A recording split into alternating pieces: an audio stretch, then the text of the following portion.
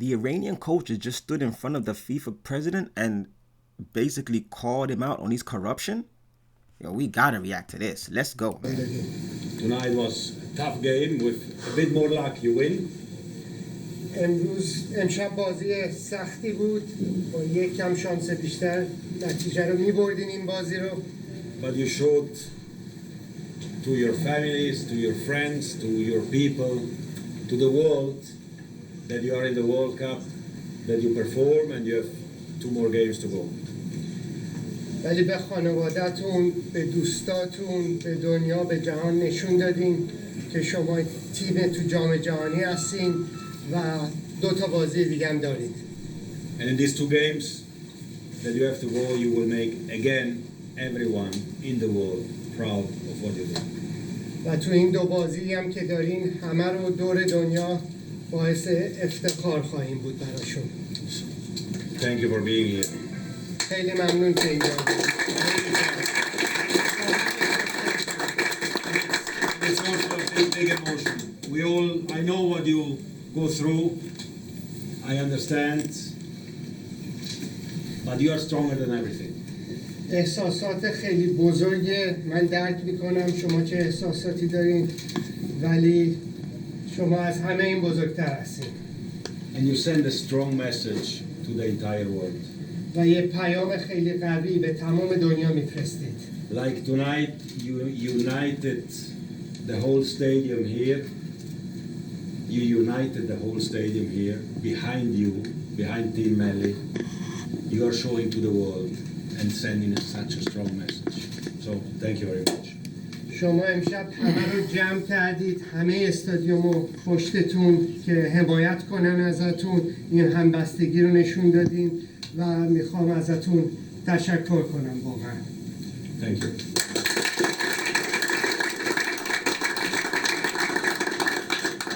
And if coach need attacker, I come for the next match to play with you. اگر به مربی گلزن لازم داشتن یا حمله من در خدمتم. All right, so here's where coach about to crash out. Y'all not gonna understand obviously because he's speaking, he's speaking his own language basically. So I'm gonna just try to explain what basically kind of going on here for those that are not familiar. You're gonna see a lot of uncomfortable. Watch this, for example, right? Just before I start saying anything, watch the president. He's a bold guy, by the way.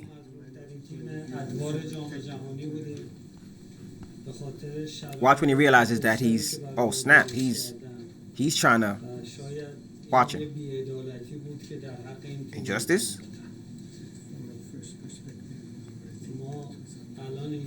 He's like, oh wow, okay.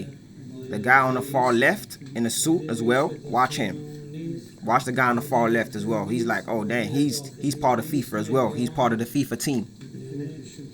Look at the president's hands, man.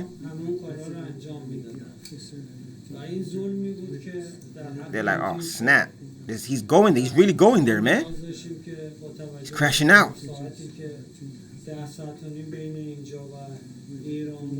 Look at the guy on the left. He's like, oh snap. He's gonna look over and be like, yeah, this guy's really doing this. Yeah, look, yeah.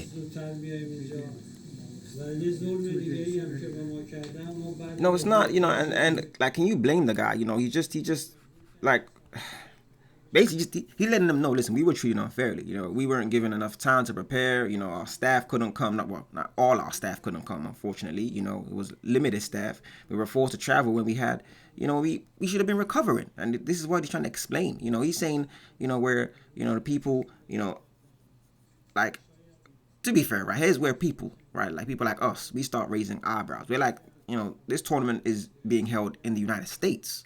Right? And if you've been living under a rock, then you should know right now there's tension between America and, Iran.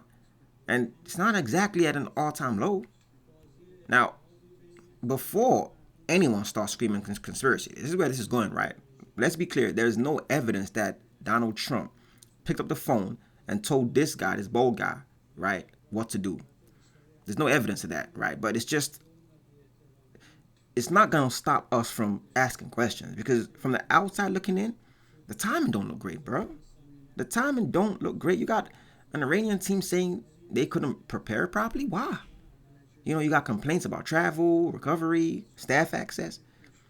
And you got all this happening while relations between the host country and Iran, I said Iran, but it's because it's raining down on them right now, right? And Iran are under a microscope, man. The whole world is watching this, right? We all know what's going on. Again, maybe it's all perfectly innocent. Maybe there are logical, logical and logistical reasons, or visa issues and tournament schedule, played a role, and maybe security concerns, as well. But here's the problem, right? Sport, as we know, is supposed to be the place where politics stays outside the stadium, right? So the second people start wondering whether, political tensions are affecting sporting competitions, like trust starts disappearing and dissipating. Feel me? And once trust is gone, every decision becomes suspicious, man. Every referee call becomes suspicious. Every scheduled decision is suspicious. Every travel arrangement is suspicious. Come on, man, and that's exactly why this clip is blowing up, bro. That's why this clip is blowing up. This is why people are commenting on this, right? Commenting on this issue in general worldwide, because the Iranian coach didn't just thank FIFA. He just literally y'all seen what he done. He just stood there and publicly challenged them. He essentially kind of embarrassed them. Right? He basically stood there and said, if football is really about humanity and fairness, why were we treated like this, man? And honestly, that's a difficult question to answer, because if everything was fair like FIFA, like purported to be, well, FIFA should be able to explain exactly why these disadvantages happened. And if they can't, well, people, the people are going to come up with their own explanations. Whether those explanations are right or wrong, let's be honest, man, we like not just drama, but when it's underdogs and, and they're not given the ability to perform in a just and fair manner like everybody else, people are going to start rooting for them. That's why there was such a, like an outcry, outpour of support to them. So, there was many people that touched, on the topic. Let's see what the first is it first post. Let's see what first post had to say about this. 2026 FIFA World Cup is featuring some of the big guns in the sport. Messi's Argentina, Mbappe's France, Ronaldo's Portugal, Yamal's Spain, and yet one team continues to dominate conversations. That's Iran. And it's sadly not because of their football, because of politics instead that refuses to leave them alone. Even after their opening match, we're still talking about visas. Even after the peace deal, we are still talking about relations with the United States. Even after FIFA President Gianni Infantino visited the Iranian dressing room, the country feels they are being treated differently. In fact, they feel they are being oppressed. That's the word that's being used, which leaves me to ask, is FIFA actually helping out Iran, or is it simply trying to manage the optics of it all? Look, this World Cup has been surrounded by one controversy after another way before the tournament even began. Not the kind of build-up FIFA dreams of, not any tactical discussions occupying the main space, no predictions really that's coming to the fore, but headlines all about visas, travel restrictions, political tensions spilling over a World Cup, security concerns. Crazy, man. And through all of it, one country has kept coming up again and again, and that's Iran. Whether it was their participation, whether it was about their supporters, whether it was their players entering the United States, Iran's World Cup story was never allowed to become just about football. Facts. But it was believed that would change once the peace deal was signed. Unfortunately, it hasn't. If anything, the frustration only appears to keep growing. They are forcing us to go back early. They are making the situation more and more difficult. It seems like others are doing the planning for us. I think our team is the most oppressed one in the whole World Cup. And that's not a throwaway comment. That is the head coach of a World Cup team publicly saying his players feel they are being treated unfairly. And look at what triggered it. After their match against New Zealand, Iran were required to leave the United States immediately. No extended recovery period. That's wild. Play the game get on the plane, and leave. That's crazy, right? Now, yes, American officials say the arrangement had been agreed upon beforehand, but let's ask the obvious question: how much negotiating power did Iran really have? Because if playing in the World Cup meant accepting certain conditions, was there ever a real alternative? And the problems don't stop here. Iranian forward Mehdi Torabi was issued a single entry visa after the New Zealand match. It expired. Yes, What? a new visa has been eventually provided, but think about the absurdity of that situation make for sense, just a moment. bruh. You're at the biggest tournament in world football. can't You even should co- be thinking about your game, You can't about even, but you can't even count. You're talking about visa. immigration paperwork. And whether people like it or not, all of this has a definite impact. 1,000%. Footballers are human after all. They don't walk onto the pitch immune to stress, immune to intensity or pressure. Just look at Iran's opening match, Asia's second highest ranked team. A side inside of top 25 in the world. They were facing the lowest ranked team that's qualified for this tournament. On paper, it should have been a win. Instead, they struggled and walked away with a draw. Can't say that's exactly what did it, but yes, it impacted. The fact it didn't get time to recover impacted 100%. That's not why that's exactly the reason, but we get it. And more specifically, Gianni Infantino, because after the game, the FIFA president paid a visit to the Iranian dressing room.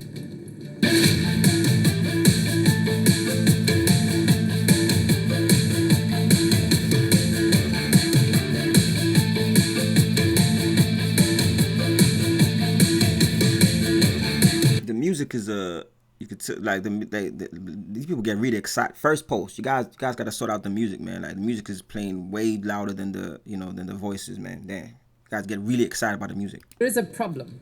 Gianni Infantino is not a commentator or a former player offering analysis. He's not a fan. He's the president of the governing body. Correct. The man running the tournament. So we expect more.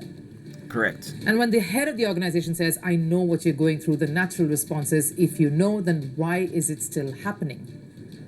The job of FIFA is not only to acknowledge the problems. The job of FIFA is to try and solve them, or at the very least, to fight for its participating teams, every single one of them. But what can you expect from the FIFA boss who thinks he himself can't do much? But then we need to respect that we are not the kings of the world who can rule over governments and police forces and I don't know what. We are a sports organization. We try to do our best with the means that we have. So then what? Before she continues, this is why you start realizing the type of position he's in, because you could start realizing like he's saying stuff where he's saying, listen, we're not the kings of the world, man. You know, we're just a football organization, man. Like we FIFA, you know, like if we were to try to go against the whole nation, you know, which is not just a nation, the strongest nation in the world. What y'all think gonna happen? Like, what y'all think gonna happen? Like, God forbid they cancel the whole thing, because we know how. Let's be honest, man. We are like Americans. Like, you know, we know how Trump, you know, how we can be, man. That's not like he's that guy. You know, is quite like sporadic in his decision making. You know, comes across quite highly emotional in that sense. The type of decisions be making it's just things that it's very polarizing. You know. He's all about, you know, America, you know, so we can see maybe this guy here disagreeing with him, and then Trump just pulling something crazy. So that's why he's saying, you know, like, we're not the kings of the world. We don't, you know, kind of, you know, make these like decisions. It's not easy for us. What we can try to do is, you know, mediate. That's where I have some sort of, you know, empathy for him in that instance, bro, because he's not, you know, like you're trying to, you know, like FIFA, obviously the whole football, you know, soccer is a world sport, but at the same time, do y'all think FIFA can go against a whole, not just a nation, but the nation, America? Let's be honest, bro. And even if they had, you know, people that, you know, would be like, yeah, like we support you, you know, other nations can support you. This is beyond football, because if they now say, oh, we support you from the footballing reasons, like we're going to have your back. If America comes back and now says, yo, we do this for you, we do that for you, you know, we give you aid or whatever, right? Outside of, you know, football, the game, soccer, the game, then that nation's going to eventually gonna have to turn their back on FIFA and be like, yeah, we were supporting you from a football aspect, but now they're telling us about everything they've been doing and stuff like that. They might stop aid for us in our country, whatever. So an association, whatever, alliances, allegiances we have, basically, right? Like it's gonna put a stop to that. So yes, we agree and we stand firm with you that yes, there's injustice, whatever, FIFA, but we can't mess up the money that and the relationship we've built with the most powerful country in the world.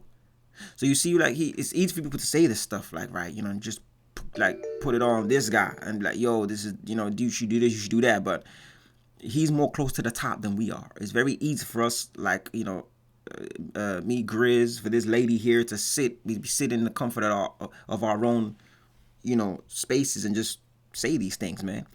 But when you're close to the top, like this guy is, like, he's more closer to Donald Trump than he is us, right? So, like, Donald Trump is really going, put the heat on him. He's not gonna have that freedom of speech that we have. We got to take this stuff into consideration. That's why I'm trying to be fair here, and say that there's not much he could have done, man. What we basically should be saying is Donald Trump should not have this interfere with the sporting game and try to see it as this is separate of what's going on. But when you look at it from his point of view, thinking that, well, all right, put it this way: we got these people coming into our country, right? And they are essentially the children, right? They're the children of their nation, right? And that's the football team. The football team of Iran is the children of the nation itself, right? So now you come into my house, right? You come to my house, but your parents acting all this, that. I don't know what you're bringing. I don't know what you're bringing to my house. I don't know what you're gonna do. I don't know how you're gonna behave. I don't know what y'all think. What I do know is that your lies, that your allegiance lies with your parents, with your people, right? So y'all don't disagree with us. Y'all don't rock with us, and I'm gonna just have you just come in and not basically try to, although it sounds wrong, make a, what is it, what's the word, man? I'm not gonna make an example out of you, let basically report back to your people that we're not happy, right, with basically what's going on, the fact that the peace deal and all that stuff, that could have been just something they just saying just because everything was about to start. They didn't want to make it come across like, okay, this basically make this obvious, right? That they're about to be unfair to the team. That's why they said that whole peace deal, to make it say, okay, yeah, everything is all good. So when they do get there, it's not gonna be like they're treating them unfairly. That's why they did the whole, oh yeah, peace deal come out and it's all good, even though that fell apart not too long ago. But maybe that's why that was reported, and there was never a peace deal in place, basically. But they just didn't want to make people see it as, oh snap, they're being unfair to the Iranian team. That's why that whole thing came out. But who knows? But it's probably how Trump is looking at it. That guy's all America first. He's always been that way. It's not a secret. So for him to now to be behaving like he always has, are we surprised? Are we surprised he's probably putting pressure on this guy? Are we surprised this is what's happening to the Iranian team? He's just trying to send out a message, basically. If y'all don't, and not just y'all, it's not just like Iran. If people in general don't, adhere and listen, basically, then we gonna make things like difficult for y'all in all areas. It doesn't matter. In all areas, we the big dog, and you gotta listen. That's why I believe what's going on here. So we can definitely, point at FIFA and see what's going on here, but we're not close to the top. We don't know how much heat is on them. It's either he listens, or he faces the consequences, or he leaves and steps down, or but it was never gonna be easy for him, is what I'm trying to say. Feel me? So let's just continue anyway, man. Was the purpose of the dressing room visit? What came out of it? Because if nothing changes here on, if the players still face the same challenges that they've had so far, if the travel restrictions continue, if the visa concerns continue to remain, then the visit looks less like action and more like a photo opportunity. If FIFA really wants Iran to send a strong message to the world, if they say they are standing by Iran, then maybe they should be sending that first. Because unless FIFA starts acting like the organizing body of the tournament, teams like Iran will continue to face the crisis that they are in Trump's America. The world moves fast. All right, no, y'all ain't this. Let's see what other people are saying. to compete properly at this World Cup, that they're not allowed to arrive significantly before their matches, and they're not allowed to stay significantly after their matches to have a warm down, right? So they have that game. What they want to do. Let's see if we can sort this out for you guys. Hold up. Let's see what we can do here. Can we do that? Do we have to?